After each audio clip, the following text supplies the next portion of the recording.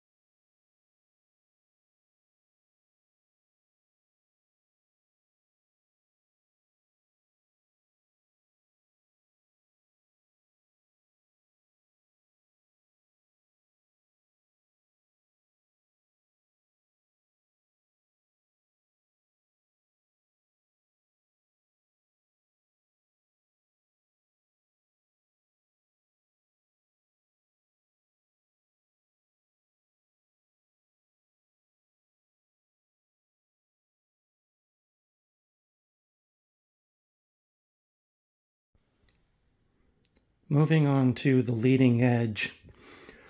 I made a mistake, but it's going to be okay.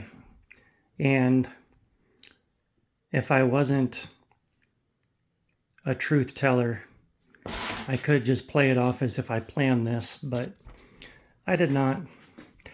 I intended to leave the length of the ribs a little bit long, if anything. But when I put my leading edge along here, I was about an 1/8 inch short on all of them. One of them about 3/16 inch. So it turned out to be okay because I could just notch the ends here by about an 1/8 of an inch, which slides back the leading edge up to the ribs, but that's not good enough. I'm going to notch the leading edge for the 3 ribs. So I've gone through and I've marked both sides of the ribs, and I get to use my brand spanking new Micro Mark miniature chisel set to chisel away for those ribs. So that's what I'm going to do now, and then I'm going to have to plane down this leading edge. Here is the plane that I'm going to use to shave off all of this. There's a blade inside there. Get some light on it. Inside there. It's looking kind of rusted. We'll see how it does. I may have to replace that blade. Then you can adjust the blade for how deep you want to shave stuff. And you always want to go with the grain. Don't try to take it all off with one pass, and you'll be okay. You don't want to go too deep, otherwise you end up splitting the wood, and that's not good. Look at me. I'm a poet and didn't even know it. Okay, let's make some fast work out of this.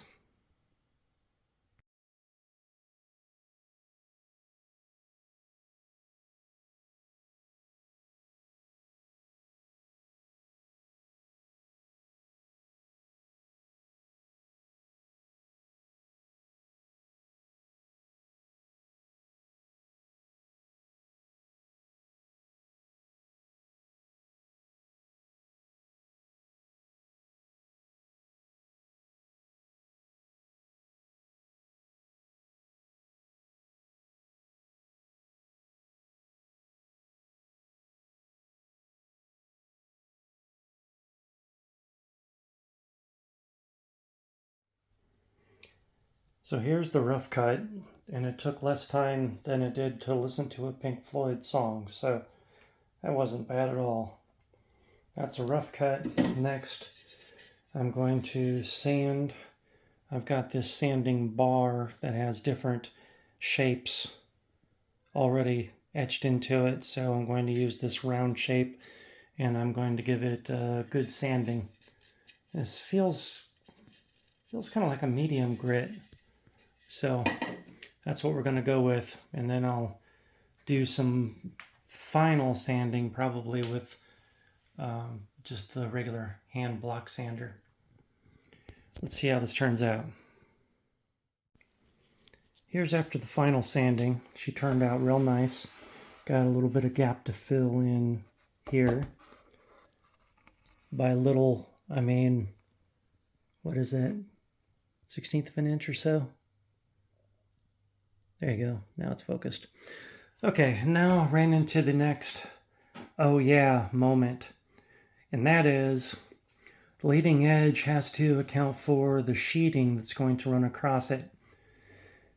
So normally you see the sheeting from the factory went all the way down to the front edge, and then it gets sanded down.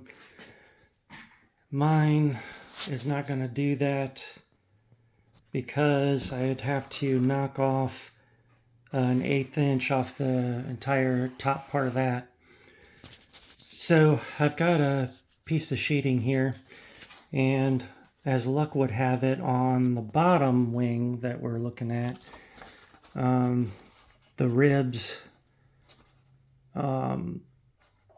don't go all the way to the top of the leading edge. So if I put this down here as if I were to sheet it, it's actually going to line up perfectly. And it's the same for all ribs except this guy. So again, better to be lucky than good, and it's better to be good to create your own luck. So here, I went ahead and chiseled out a little about here. That way, when it comes down, I can tuck it down and have it flush with this leading edge, just like it's going to be flush with this rib by my thumb. And then a little bit of sheeting goes across here.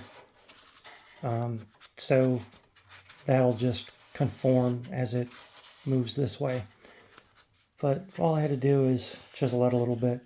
So now we've got to flip it over to the top side, and I don't know that I'm going to have the same space that I've got on the bottom side. So let's take a look. Here's this piece of sheeting ready to go on. That one was a little trickier getting all those cuts correct. So we're using the 1/16 sheeting, which means this 1/8 that I put down previously is too high. So doggone it, I'm just going to plane it to knock it down. Plane and sand. It'll get there. It's just balsa after all. So let's get this piece glued on. That piece is glued, so now the glue needs to dry.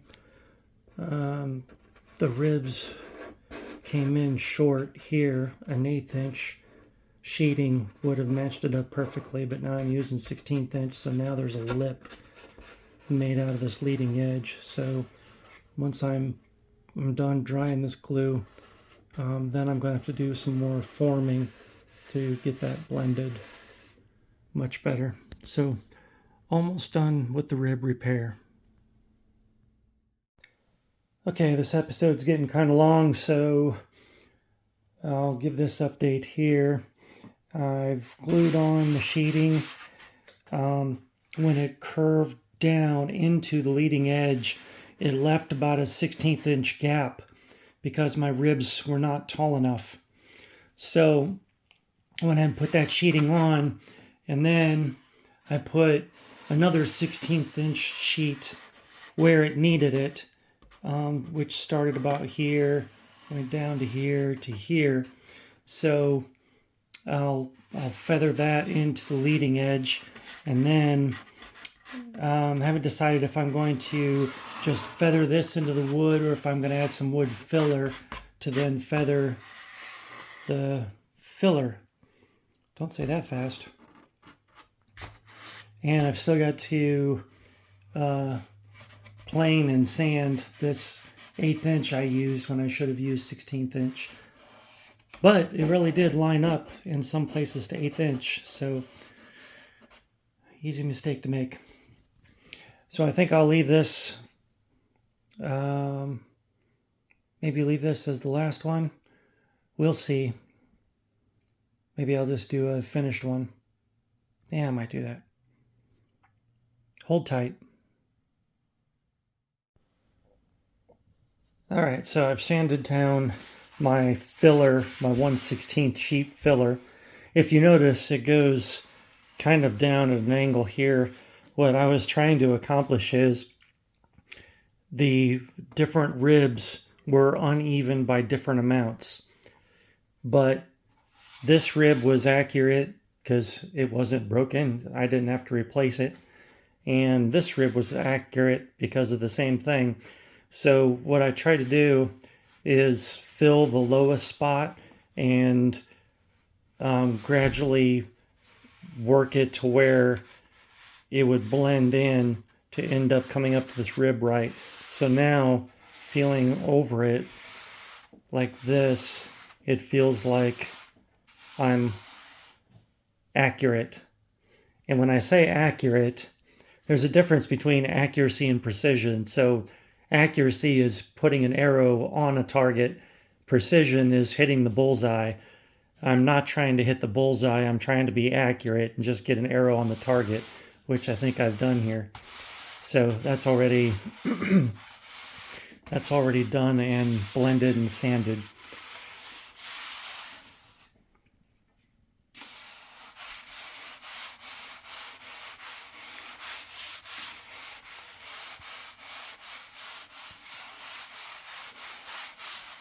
Now, I've still got a low spot in here, so I may throw some filler on that. Okay, let's look at the other side. And here's the other side. So that's already put in and sanded and had done some filling on some of the areas.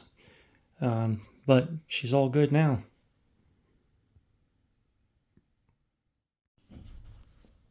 Feeling back over this, I felt like there was still too much of a dip in here. So I've gone in and put a first coat of filler in there and then a second coat of filler. So hopefully this is going to be the last one. Get that sanded down. So then we've got to move on to the Retract, which has been the bane of my existence on this wing and the previous wing that I had that originally came with the airplane. So this piece likes to break. It likes to break actually here where it's weak. I'm surprised it broke there, but I guess not too surprised because there's a screw hole there, so that makes a weak point. And then here on this corner. So you see there was a block of hardwood in here, but that had to be drilled out for the Retract to fit in. So this piece goes in here like this. So to get that Retract in, that much had to be drilled out. So I guess these Sierra Retracts are bigger than maybe the Robart ones that Top Flight built the kit around. I don't know. Just totally guessing there. But this piece goes back in. This piece will go in there. So that's what it will look like. But before that happens, this hardwood piece sheared. So part of it sheared off this way and part of it sheared off on the top. So what my plan is this is the only solid hardwood pieces I have. So I've cut this piece and I'm planning to put it on the side here, which it's not flush on this end because I need to chisel a little bit off of here. So I'll chisel that little bit off of here. I'll line this up so the top is flush, and then I'm going to glue it and fill in all that gap and the screw hole gaps all with high sol, which has a stronger shear strength than the wood itself. So it should, in theory, be strong enough to take care of that. And this will make kind of a dam where I can fill in then the high sol in here and then also fill it in across the top. So I'll have a wood and high sol support there for the screws to go into, and we'll see if that'll work. Then I can finally put these top pieces back on, which I'm halfway tempted to just chisel off this, getting better light here, chisel this off and put a hardwood strip along there, because really this isn't doing a whole lot. So I'll think about that. More updates later. Alright, this part is sanded now, and this is filled in just like I was hoping. It's nice and hard, so that should be good to retain those screws. Now the question is, this piece here, at what angles does it go in? That's what I screwed up on my last wing. I glued everything in place, not checking the angles, and then I ended up with a wheel that was bowed inwards. So I have taken the cover off of here to try to see if I've got the right angle.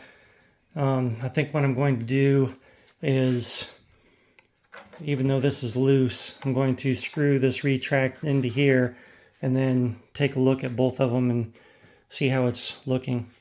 So I just don't know. I think this goes across the top here, but this goes down in, and this piece goes down in. So we'll see. Okay, looking at the wheels, they do look right. This one is inwards a little bit because I don't have it fully extended. But if it were fully extended, this would, I think, look right. That one looks like it's going this way a little bit, but I think if this were fully extended, it would be out a little bit also.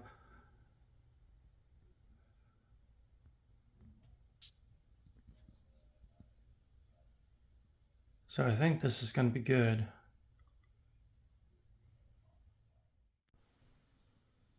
Here, everything is glued in. I was going to use my high sol, but it hardened up in the tube, so no go. So I used a Chinese version of high sol, Scotch Weld 460.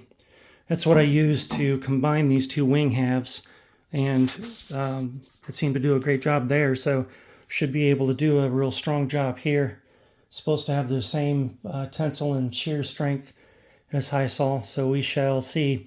It's a 20-minute handling time, so I'm going to give this time to set up, and then we've got to put a piece of wood along here, and then glue this back to here to put that back together. And we've got to put the I guess you'd call that a fillet on here. I used, can't remember what I used last time. It was white, so it might have been epoxy with milled fiberglass, or with well, it wouldn't be the micro balls because those are red, so no, it wasn't that. But you can see it just came off. So I thought I had, let's see where to go. Here it is.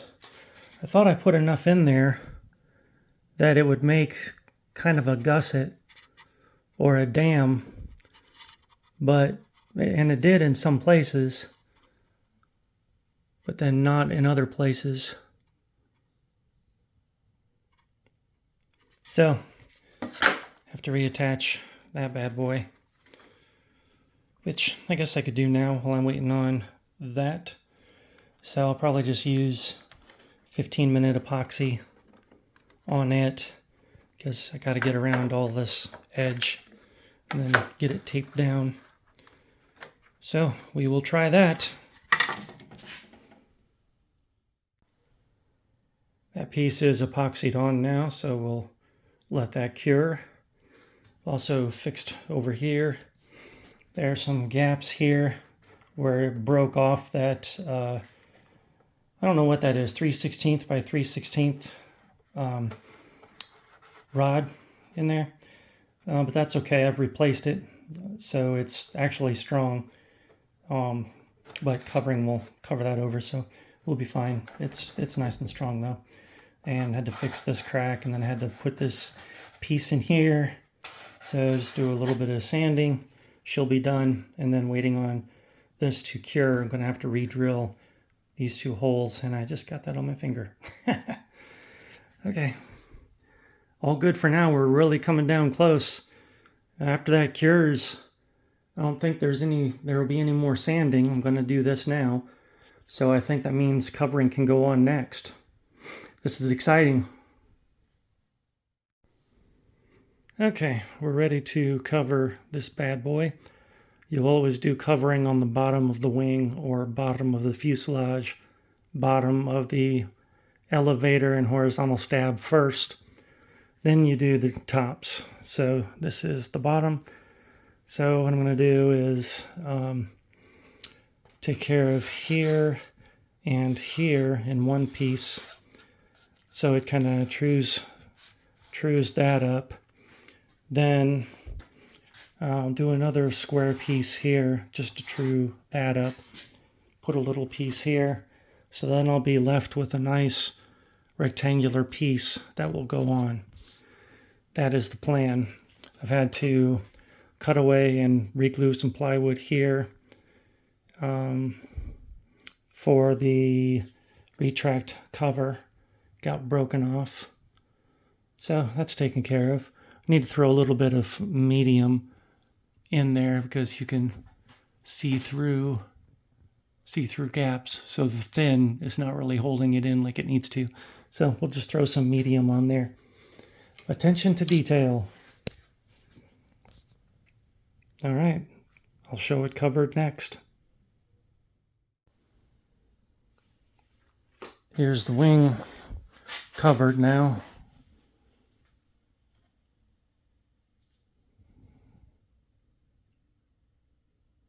Came out decent. Let's flip it over. Bear with me.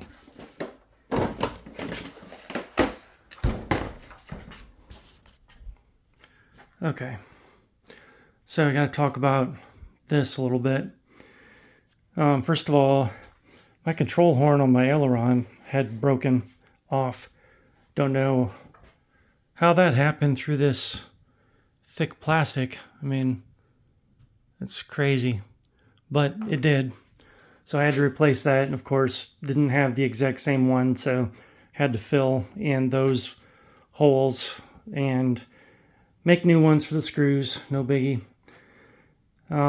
Here on the landing gear, you know, like I talked before, the landing gear was the toughest part of doing this. And the way it is, I had to put two washers in each of the 3 screws on this side to make it cockeyed this way, because even doing that, the wheel still doesn't settle. And I swear this looks bent to me, as if it's bent back. I don't know why it would be. But it is what it is.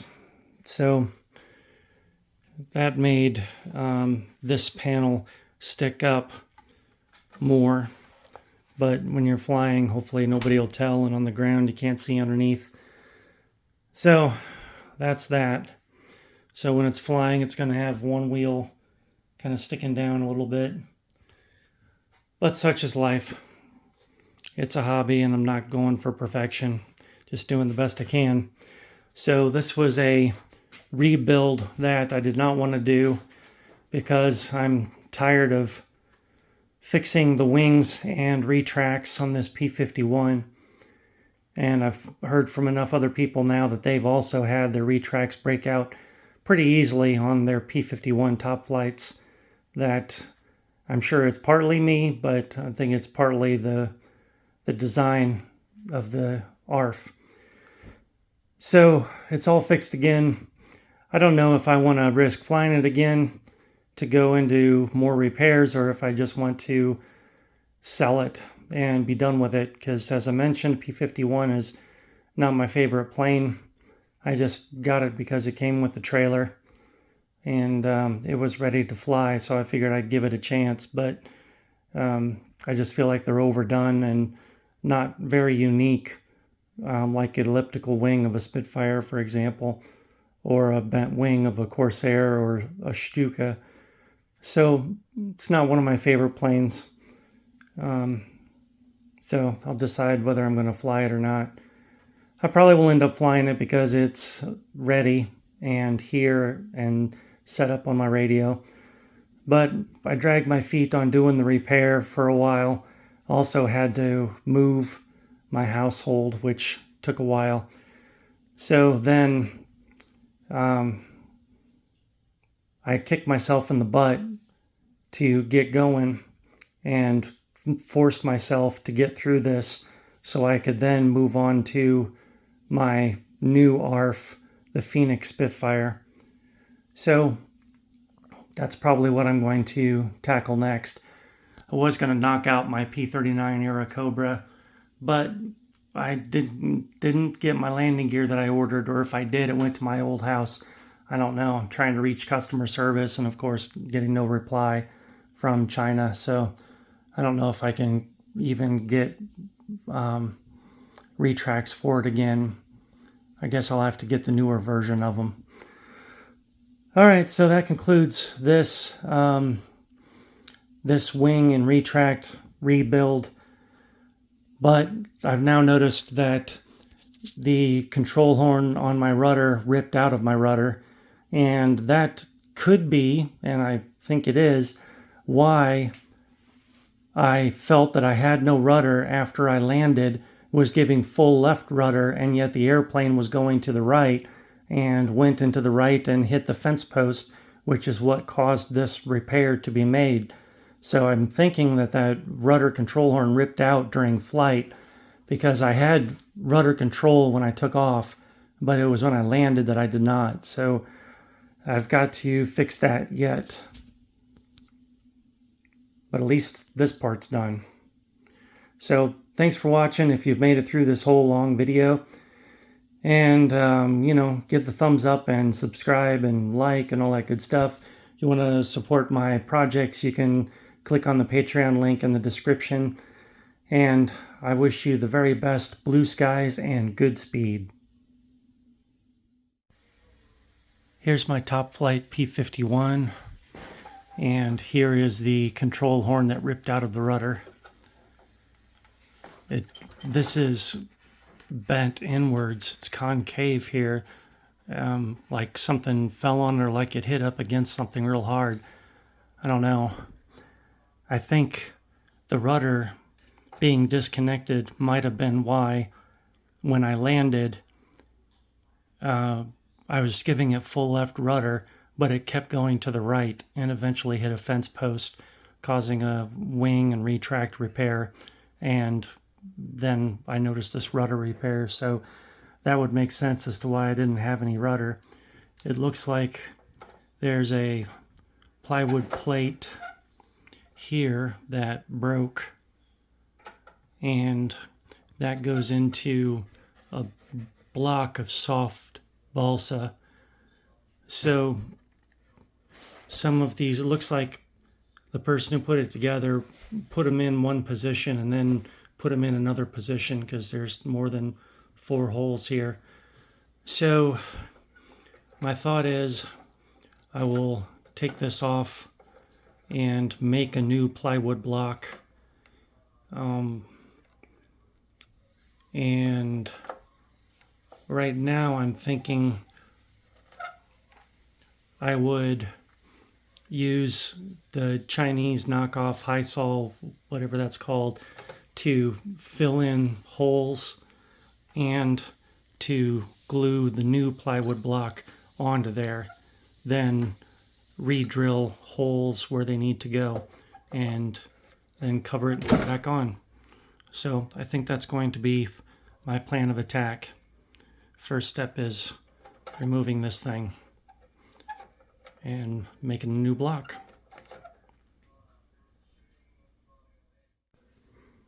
Okay, so I've tried to fill in those holes. I've used this Scotchgard DP460 off-white. So put that on there. So now I drop my piece on the floor because why wouldn't I have? Of course, where does it go now that I need it?